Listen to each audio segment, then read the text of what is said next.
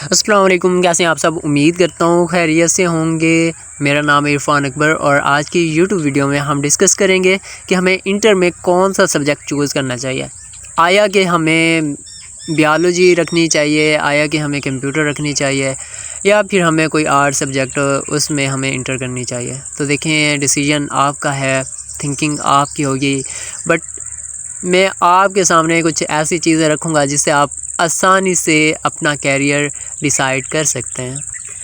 तो इन्फॉर्मेशन देने से पहले मैं आपको एक काम की बात बताऊंगा, वो ये है कि कभी भी इस चीज़ से सजेस्ट ना करें अपने कैरियर को कि इस शोबा में ज़्यादा अर्निंग है, इसमें ज़्यादा इनकम है, इसमें ज़्यादा तनख्वाह है और आर्ट्स वगैरह में कुछ नहीं है। तो ऐसा बिल्कुल भी नहीं होता। अपनी सोच को बदलें, सोच बदलेंगे तो आप ज़माना बदल पाएंगे। अगर बात करते हैं आर्ट्स वाले की, तो उनकी इनकम भी अच्छी है, बट वो मेहनत मांगते हैं। और अगर आपकी मेडिकल की बात करी जाए तो मेडिकल भी मेहनत मांगती है। अगर बात ICS की करी जाए, अगर आप कंप्यूटर में एक्सपर्ट होना चाहते हैं तो आपके लिए डीपली नॉलेज होना ज़रूरी है। तो ये चीज़ें आपकी मेहनत पे डिपेंड करती हैं, ना कि किसी मजमून पे कि उसमें ज़्यादा इनकम है। अगर अर्निंग की बात की जाए, तनख्वाह की बात की जाए, तो एक चार्टर्ड अकाउंटेंट, उसकी तनख्वाह सबसे ज़्यादा है। ओवरऑल पाकिस्तान में उसकी तनख्वाह ज़्यादा है। एक डॉक्टर की इतनी तनख्वाह नहीं है, एक लॉयर की इतनी तनख्वाह नहीं है जितनी चार्टर्ड अकाउंटेंट की है। तो इसी तरह फिर बात करी जाए तो एक डॉक्टर की तनख्वाह भी बहुत ज़्यादा होती है, एक पायलट ऑफिसर की तनख्वाह भी बहुत ज़्यादा होती है। तो ऐसे बहुत सारे शोबा जाते हैं, कोई भी शोबा है उसमें आपकी मेहनत, वो डिपेंड करता है कि आप कितनी मेहनत करते हैं, आप किसी शोबा में कितनी अपनी लगन देते हैं, कितना अपना जज्बा देते हैं, और वो बदले में आपको क्या देता है। तो ये चीज़ मैटर करती है। चलिए बात करते हैं।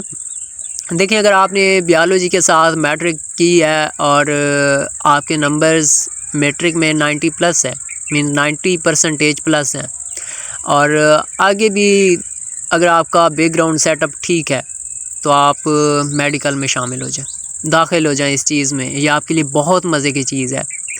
कभी किसी से ना सुने, हमेशा अपना कैरियर खुद डिसाइड करें। लोग आपको क्या कहेंगे, अब मैं आपको ख्वाब दिखा रहा हूँ, मैं आपको ख्वाब नहीं दिखा रहा, आपको रियलिटी बता रहा हूँ कि ये चीज़ें होती हैं। अब मैं किसी ऐसे शख्स से पूछूँ जो मैट्रिक फ़ेल हो, वो मुझे क्या सजेस्ट करेगा? वो मुझे तो यही कहेगा कि आप भी मेरी तरह हैं। वो मुझे डॉक्टर बनने की कभी भी तरगीब नहीं देगा। वो क्या इन्फॉर्मेशन प्रोवाइड कर सकता है ज़्यादा से ज़्यादा? वो मुझे यही कहेगा, यार आगे ना करो, आगे बहुत टफ़ मज़ामीन है। टफ़ उसके लिए होंगे, पर आप मैट्रिक में कर आए हैं, 90% प्लस मार्क्स आपके आए हैं, 80% प्लस आए हैं, आप आगे नहीं कर सकते? आगे भी आप कर सकते हैं। आपके किसी बंदे को बंदा ये बोले कि आगे खाई है, बहुत गहरी है, इस तरह हो जाएगा, वैसे हो जाएगा, जब तक आप उसे देखेंगे नहीं, आप उसका अंदाज़ा कैसे लगाएंगे? मज़े की बात है कि समंदर के किनारे पे खड़े होकर आप समंदर की गहराई का अंदाज़ा किस तरह से लगा सकते हैं? लोग तो आपको कुछ भी बोलेंगे।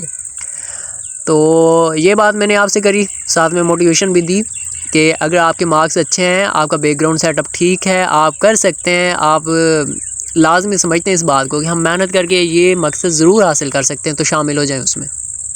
और अगर आपका शौक़ है कि मैं सॉफ्टवेयर इंजीनियर बनना चाहता हूँ, आपका शौक़ है कि ये जो एज है, ये मॉडर्न एज है, ये टेक्नोलॉजी का दौर है, तो आप कंप्यूटर में शामिल हो जाएं। कंप्यूटर आपके लिए बेस्ट है। और अब मैं आर्ट्स वालों के लिए सजेस्ट करूँगा। देखें, अगर आपने मैट्रिक बड़ी मुश्किल से पास किया और फिर आप रख लेते हैं नॉन मेडिकल, रख लेते हैं फ़िज़िक्स और केमिस्ट्री के साथ, तो ऐसे है जैसे आपने अपने पाँव पे कुल्हाड़ी मारी।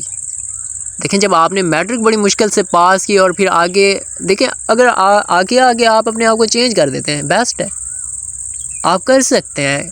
Nothing is impossible in the world. आपको डीमोटिवेट करने वाले हज़ारों लोग होंगे, मोटिवेशन देने वाला एक बंदा मिलेगा आपको। आप कर सकते हैं, आप मेहनत करें। अगर आप मेहनत नहीं करते तो खुदा अपना टाइम वेस्ट नहीं करें। आपकी ये लाइफ, आपकी ये एज बहुत इम्पोर्टेंट है। जो कुछ आप कर सकते हैं इसी एज में कर सकते हैं।